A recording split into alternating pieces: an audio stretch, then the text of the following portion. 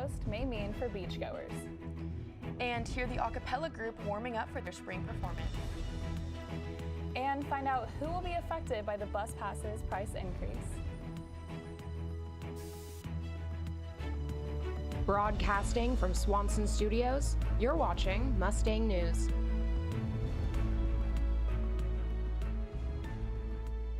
Hello and welcome to the latest edition of Mustang News.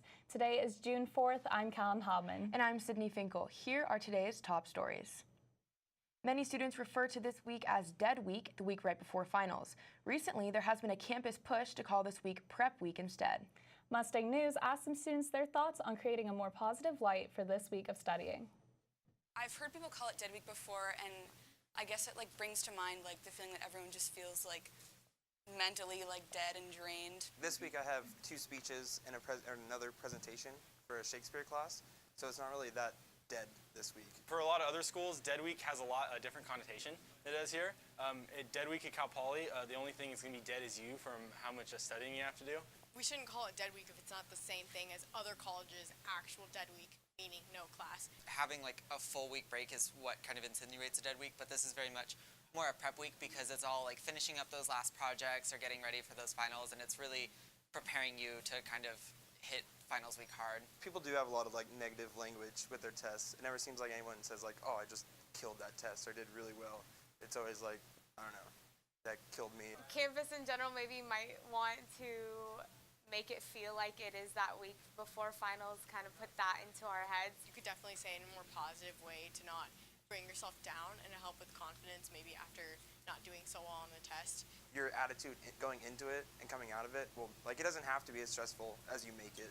I kind of get both sides of this. I get why people use that kind of language because it's kind of funny. It's trying to let people know how stressed you're feeling and I guess making light of that situation. But I definitely understand how to someone who's actually going through some serious having mental issues, it can be kind of upsetting to see someone use that in such a light kind of way. As our temperatures continue to climb into the summer, so will the number of beachgoers. Mustang News reporter Rachel Showalter explains what an unusually high number of shark sightings may mean for your ocean activities. In the past month, 13 sharks were counted in a single sighting by a pilot flying between Oceano and Pismo Beach. These sharks measured between 5 and 12 feet in length, some within a half-mile of the shore, and others within the surf line. Sharks are in the ocean all the time. It's uncommon to see that many at one time, for sure. A warning was posted at Pismo State Beach for several days after the sighting, but locals don't seem to be fazed by the potential danger. Typically there's juvenile sharks in the area during this time of year, so you just kind of stay out of the water for a little bit, but I think for the most part they don't really care about us too much. I think it goes without saying, they're fish. Sharks are fish and there's fish in the ocean. It's nice to know when sightings are close. Data shows that the likelihood of shark attack is quite slim for humans, with a 1 in 11.5 million chance. Still, park officials have advice for those planning an ocean visit. Swim at your own risk, know what the dangers are, and know that sharks are just a part of the environment like everything else. Rachel Showalter, Mustang News. The city of San Luis Obispo is raising the cost of bus passes for senior citizens and disabled people. The price increase will go into effect July 1st. The monthly bus pass prices will increase by $2, bringing the total to $16 a month. Riders who are 65 to 79 years old or who have proof of disability can qualify for that price. The fare change was determined last year in the city's adopted fare structure change. The Makeshift Makers Market finished its second event of the spring season this weekend.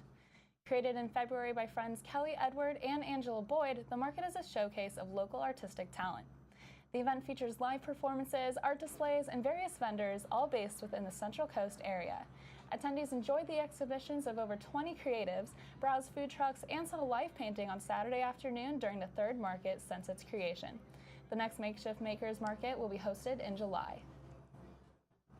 And stay tuned after the break for your weekly weather update.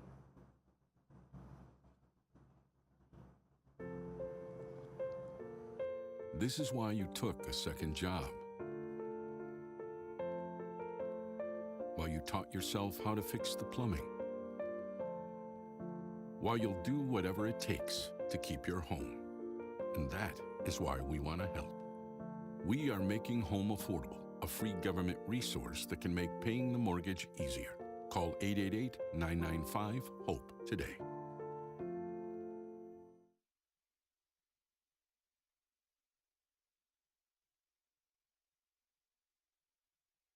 So I've come up with a family emergency plan. Great. What is it? It's difficult to talk about, so I'm not telling you. How will we know what to do? You won't. I'm so glad I won't have to remember anything. And me too. Thanks for this, sweetie.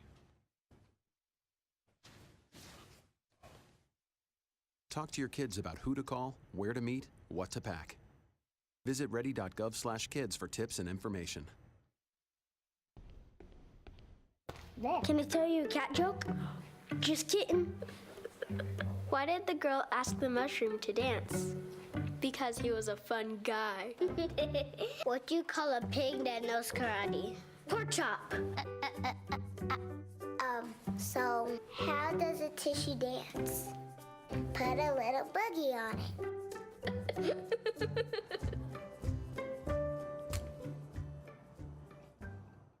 Welcome back to Mustang News. I'm Emma Withrow here with your weekly weather update. Looking at our 5-day forecast today in San Luis Obispo, we're going to see a high of 76 degrees and a low of 51 degrees. As we move into Tuesday, it's going to cool down a bit. We're going to see 70 degrees as our high and 50 degrees as our low. Moving into Wednesday, it's going to get even cooler, partly cloudy with those clouds coming in, covering up the sun. We're going to have a high of 68, low of 50 degrees. And then going into Thursday, we're going to see those temperatures peak back up into the weekend with a high of 73 degrees and a low of 53. Moving into Friday, it's going to heat up this weekend with a high of 78 degrees and a low of 55. Moving into our beaches. Now, after seeing that story that Rachel did on the sharks, I'm a little nervous to tell you to hit the beach, but the weather is going to be beautiful. So if you're brave, go on out there, try it out. Cayucos is going to have a high of 73 degrees, low of 51. Morro Bay, it's going to cool down. The winds are picking up over there, high of 65, low of 50. Avila is going to be absolutely beautiful with a high of 74 degrees, low of 51. And as we move south, Pismo is going to see same temperatures as Avila. Oceano is going to be a little bit cooler, but still in the mid-70s. Moving into North County. North County is going to be hot this weekend. So if you plan on heading up there, maybe try wine tasting, cooling off with some nice Moscato or cool Cabernet.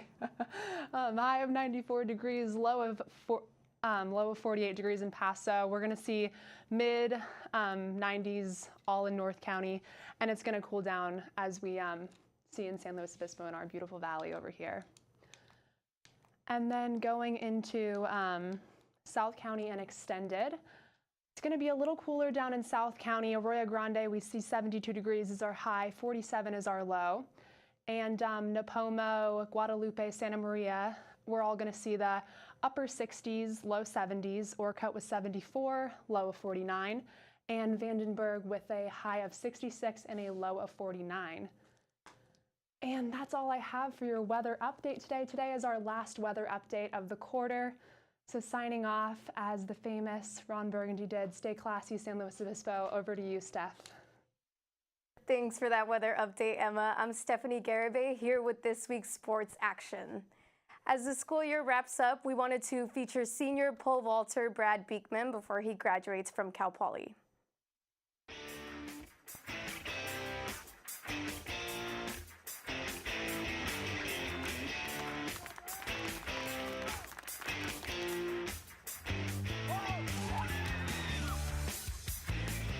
My name's Brad Beekman. I'm a fifth year in agribusiness, and I do track and field. I pole vault. My favorite part is probably just, I don't know, having a good vault, taking off the ground and feeling that energy of running and hitting the box and going up as high as you can.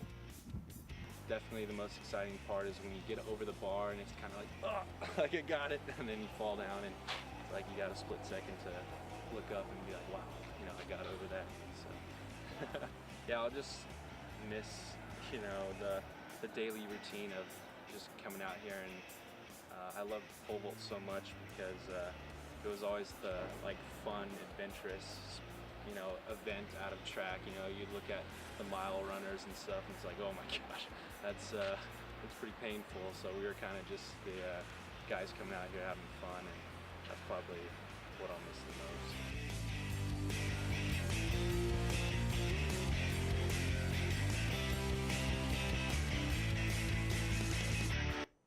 For the first time ever, the Cal Poly sailing team has qualified for nationals. I had the opportunity to talk to the team about what that meant to them. The Cal Poly sailing team has made it to nationals for the first time since the team was created in 1956.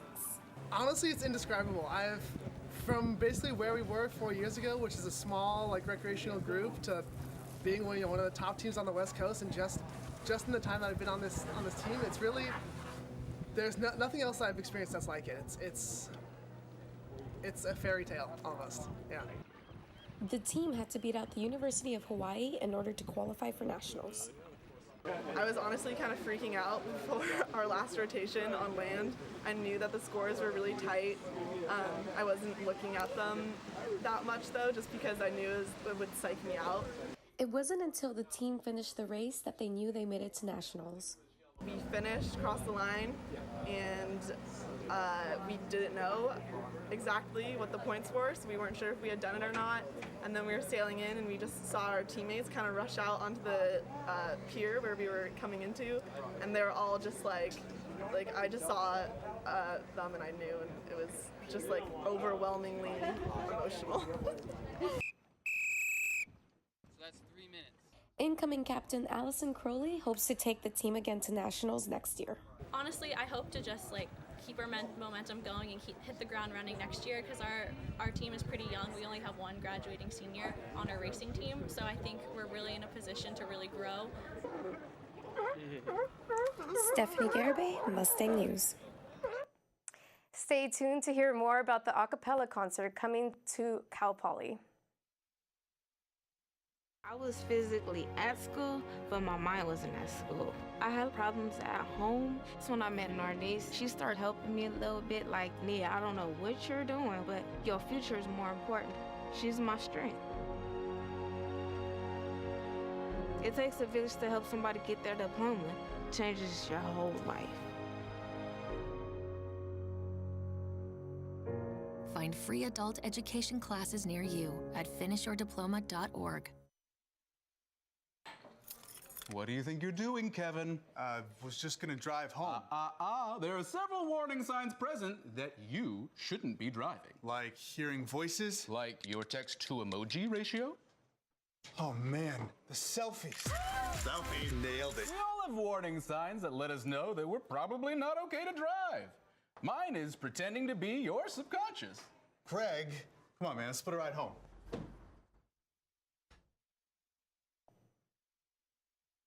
Cal Poly's a cappella group, That's the Key, is gearing up for their spring performance on June 8th in Phillips Hall at 7 p.m. That's the Key has been rehearsing these new songs all quarter and is hoping to wow the audience. Most of the group is full of newcomers with only 2 graduating seniors, so the newbies will be getting their shot to prove themselves in the a cappella world this Friday. Present this music that we've been working on. It's been really awesome to see over the course of this quarter, everyone working really hard and getting better and better at this music. And I tell them every rehearsal, they sound better than they think they do, and so I'm really excited for the audience to hear it and for the rest of the group to kind of get that feedback from the audience that they deserve.